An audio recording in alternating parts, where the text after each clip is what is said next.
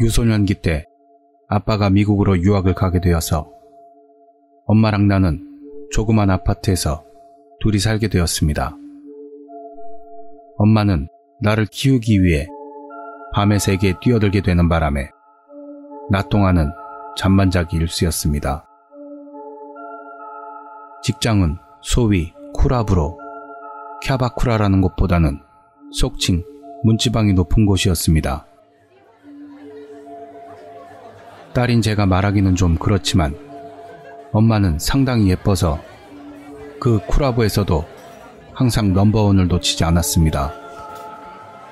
엄마를 만나기 위해 오는 손님들도 적지 않았다고 합니다. 손님들의 질도 꽤 높아서 분별 있게 신사적으로 대하는 사람들이 대부분이었지만 그 중에서는 선을 넘는 손님들도 몇 명 있었다고 합니다. 그런 손님은 그 가게의 규칙에 따라 강제 퇴장을 당합니다. 출입금지 조치를 받은 사람 중에 상당히 끈질긴 손님이 있었다고 하는데요. 그 남자는 스토커처럼 엄마를 미행하기도 하고 몰카를 하는 등 범죄와 다름없는 짓을 서슴지 않았습니다. 엄마는 경찰에 알리지 않고 그 남자가 스스로 그만두기를 기다렸다고 합니다. 하지만 남자의 행동은 점점 심해집니다. 내가 공원에서 놀고 있으면 말을 걸어오거나 현관문 손잡이에다가 입에 담지도 못할 이상한 액체가 든 봉지를 걸어두고 가거나 하면서 스토커에서 민폐 그리고 우리를 괴롭히는 짓으로 레벨을 점점 올려갔습니다. 그러던 어느 날이었습니다. 당시 살던 아파트는 딸랑 부엌 하나 딸려있는 집으로 집 안에서 중문을 열어놓고 있으면 현관이 정면으로 보이는 구조였습니다.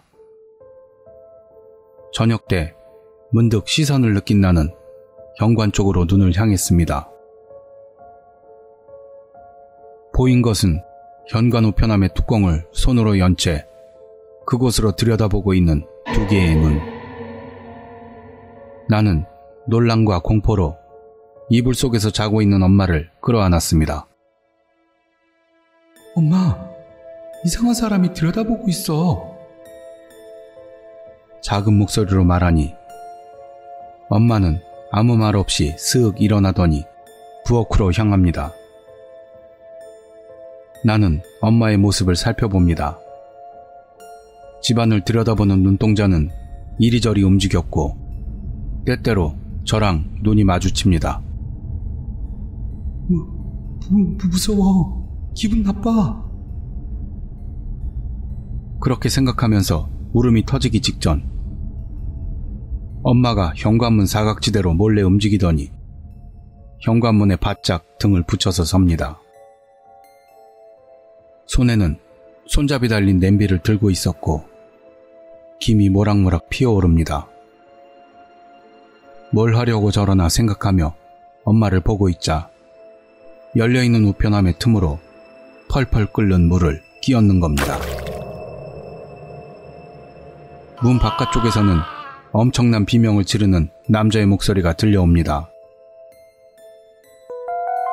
냄비를 바닥에 던지고 있는 힘껏 현관문을 열어젖히자 뜨거워서 얼굴을 감싸고 쭈그려 앉아있는 남자의 머리에 문이 제대로 가서 꽂혔습니다.